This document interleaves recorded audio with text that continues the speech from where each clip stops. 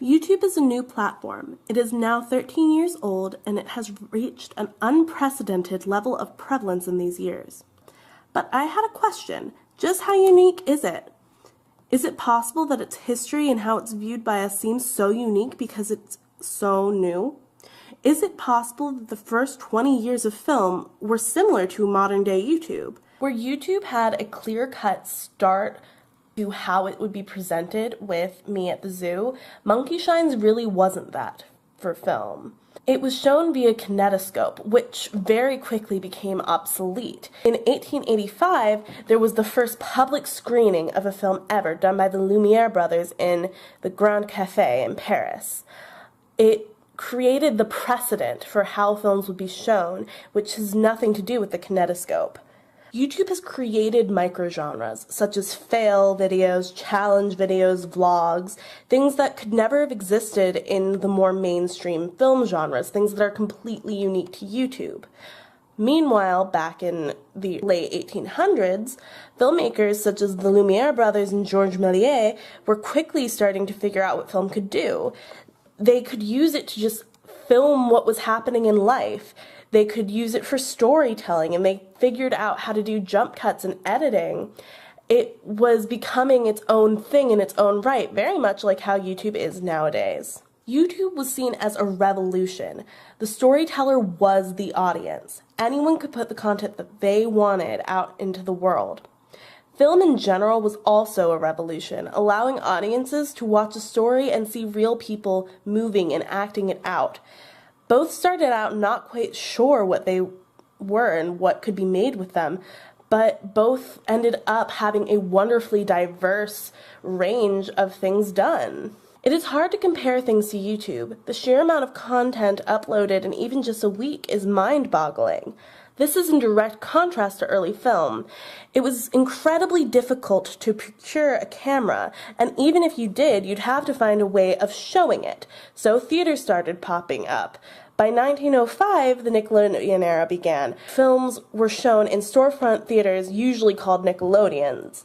This became the dominant form of film exhibition. The next thing I want to talk about is industry. Film studios were present from the beginning, starting with Edison Studios, but got plentiful by 1910. Meanwhile, YouTube started out with purely independent creators. Nowadays, there are actually things which are very highly reminiscent of film studios, the most famous of which being Defy Media, mostly because of the current scandal, but there's also Fullscreen, Awesome TV, and Mitu.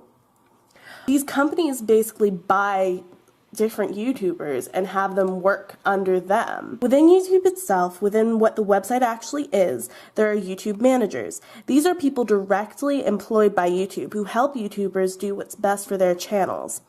This is what the majority of YouTubers use rather than becoming a part of one of the YouTube studios. I would be remiss not to talk about the similarities between the algorithm of YouTube and the exhibitors and Nickelodeons of the early film industry.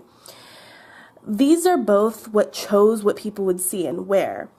With YouTube, it is to do with recommendations and what keywords are connected to the videos, and honestly, whether or not the video is already popular. With exhibitors, it was much more to do with location than interests. Both of these correlate to what gets viewed and by who, and both of them had the power to choose what you'd see. Now let's talk about stardom. Some of the earliest film stars include Florence Lawrence, Florence Turner, Mary Pickford, and Charlie Chaplin. All of these people were part of a movement to make their identities no longer anonymous, allowing them to become stars. But it is important to remember that in the early days of their filmmaking, they were all anonymous. People didn't know their names. Due to the anonymous nature of the early days, they were not idolized for their personalities, but rather for their talent. In contrast to the film star, YouTube stars like Nigahiga, Fred, Smosh, Shane Dawson TV, and so many others are considered YouTube personalities. It is important to note that there was never a disconnect between the identity of the YouTuber and their content. Because of YouTube's more personalized style, these people were liked for themselves more often than not. They weren't stars, they were personalities. While the followings they amass are more centered around them as a person, their fame isn't even nearly as widespread. Overall, YouTube's growth and spread has some striking similarities to the early days of the film industry.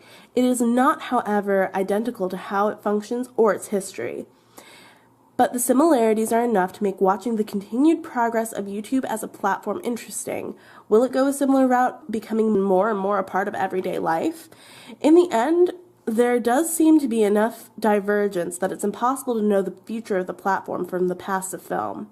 But it is still interesting to use film as a template to guess what will come next.